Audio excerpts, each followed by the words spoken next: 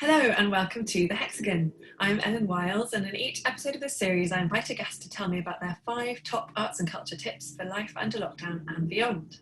I'm delighted to welcome my guest for today, Fabrizio Nevola.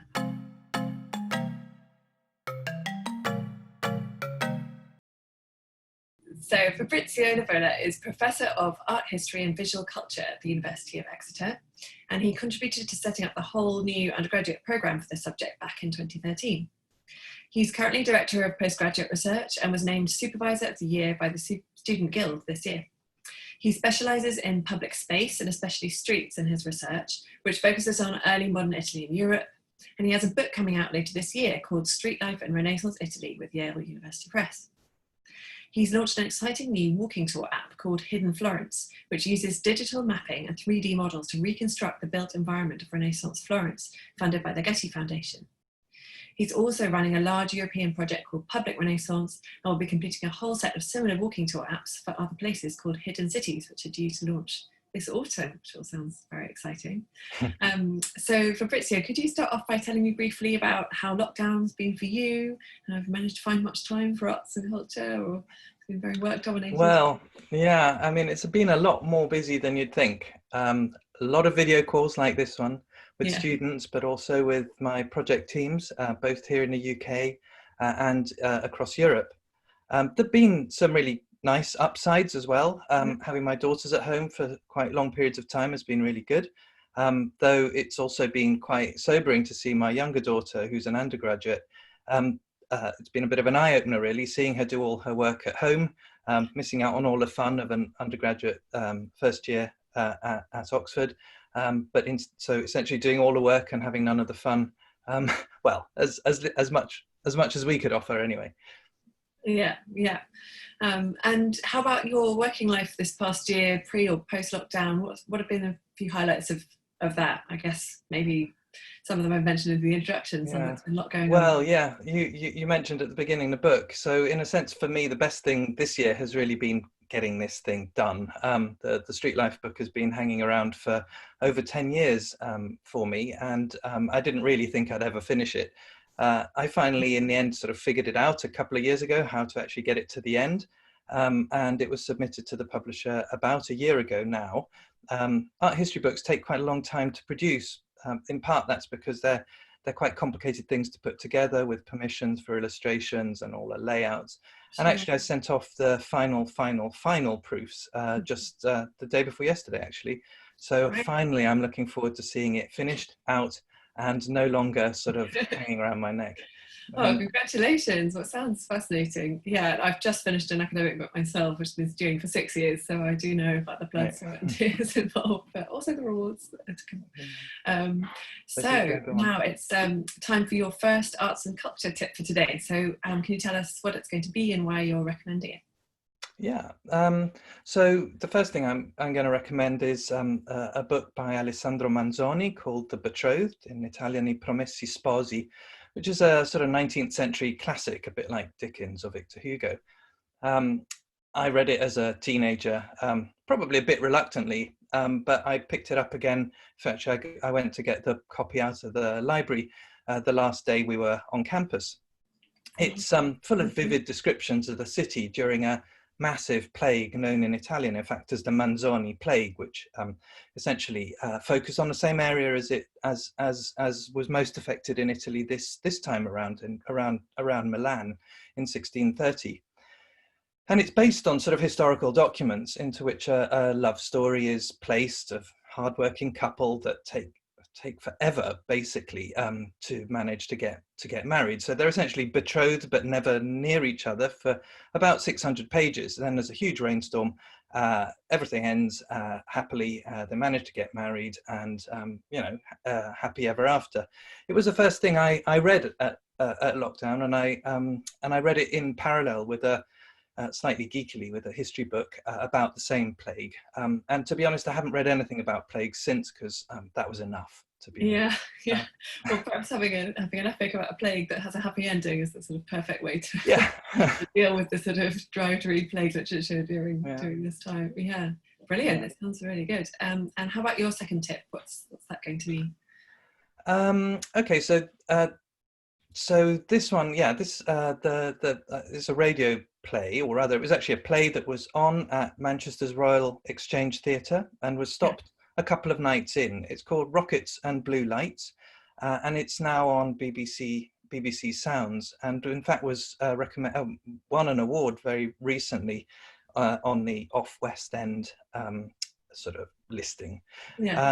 It's a kind of complex and moving story set contemporaneously in 19th century London and today, and it revolves around a painting by Turner that's now in Boston with the same title, Rockets and Blue Lights. Right. And basically the story of a slaver's ship. It's a very awful painting with the slaves being thrown overboard and eaten by sharks. And the play weaves together a powerful critique of how the painting addresses the white guilt of Turner himself, who was an abolitionist, and instead literally uses it as a portal to connect together the past and present. All the characters in the play have double roles, one in the past and one in the present. And even though it's sometimes tricky in the radio play to follow the jump between the two periods, the slave ship and the art gallery, the effect is disturbing and very thought-provoking. So I definitely recommend that. It's not very cheerful though. Oh, great. Well, very topical though for the moment, and also I guess really important to celebrate theatre's work at the moment in any form as possible, especially with the Royal Exchange Theatre being in so much trouble. How does your cousin, who I think was working on it, feel that it compares to the stage version? Is there some aspects that are enhanced as well as are missed by that? I mean, I wonder if the sort of the script and sound elements perhaps come out more. Yeah, well, I've got to confess, Mumba Dodwell, my cousin, she was this assistant director on it. She's recently kind of completed her training and has sort of directed for the National Youth Theatre and various other outfits. We haven't really talked about it a great deal. We've exchanged a few emails. But I think, she's actually been quite key. I think she played a very active role in transferring it to radio. And one of the things they actually chose to do is not to have too much in the way of context narration. So there are a few stage directions to help you navigate between the here and now parts, because it is a bit confusing because the voices are it's the same actors playing those two roles, they don't use any sound context. It's not like kind of blowing wind of ships and stuff like that, so I think they tried to do it relatively simply, but it works pretty well. Anyway, sometimes that ambiguity, I suppose, between two different voices can be fruitful because you get to think about them. Absolutely, and there are some very strong moments of that ambiguity of the. In fact, there was one that I actually missed, quite a key one, because of the overlap between the two characters. It's quite tricky sometimes to. And particularly because radio plays I'm not very good at listening to radio plays, but this in a sense I don't do it that often, it works pretty well. Definitely worth a try. It sounds like it's such a fascinating subject to interrogate as well. And how about your third tip? Can you tell us about that? Well, my third tip is the National Gallery's Titian show, which is, this one's on iPlayer, and it's another ephemeral sort of event that was closed down very, very soon after it was put on. So basically, this is an exhibition that the National Gallery was able to put together. So it was reviewed with 5 stars, and again, within days of it having opened in London, the lockdown came, and obviously these paintings, which had been brought together, are sitting in a dark room, not being seen. And it's the first time really the exhibition is basically structured around a set of paintings that were made by the Venetian artist for the King of Spain, Philip II. And they show a series of erotic scenes from Ovid's Metamorphoses. And they're basically brought together for the very first time in, nearly 500 years. Wow.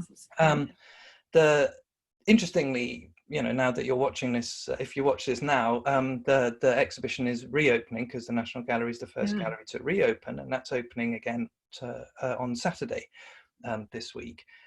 The TV show is a pretty strange thing. If you do watch it, it's a very mixed bag, and it feels a little bit hastily edited. It has some very peculiar characters in it. A Vogue model who now lives in the house that Titian lived in Florence, in Venice, is one of the most peculiar.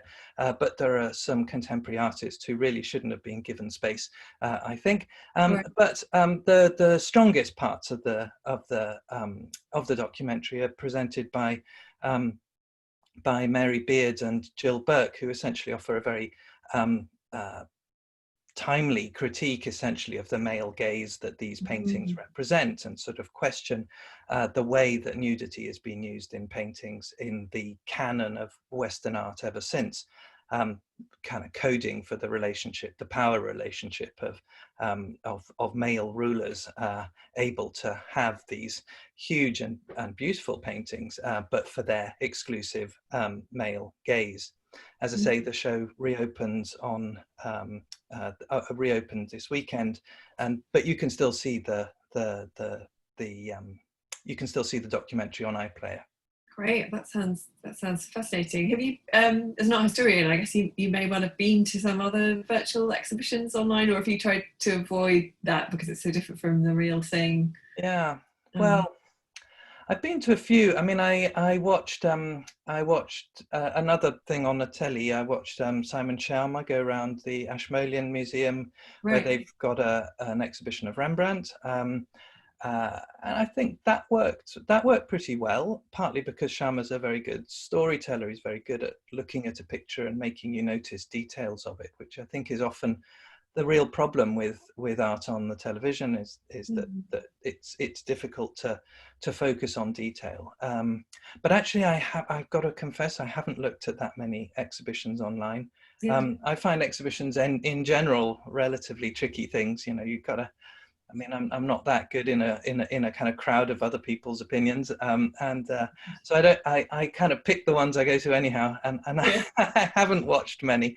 I've also looked at so much stuff on screen, like all of us, that I kind of, part of you just sort of resists it, and time off is actually getting out and looking at a real tree in the garden or in a park rather than staring at. Well, this segues nicely to your fourth tip, because I think that the idea of that is that it involves both screen and looking and experiencing real things. So can you tell us about that? Yeah, I feel a little embarrassed about this one. It sort of feels a little bit like self-promotion, but about a year ago, so you mentioned earlier the Hidden Florence app, which is a walking tour, and one of the things that's been quite interesting about that project is that essentially more people use the app outside the cities that they were designed for than they do there, which, it's a little bit surprising. And what it led us to think about is how you can use these technologies to engage people with places that either they're not in or perhaps no longer exist. Yeah.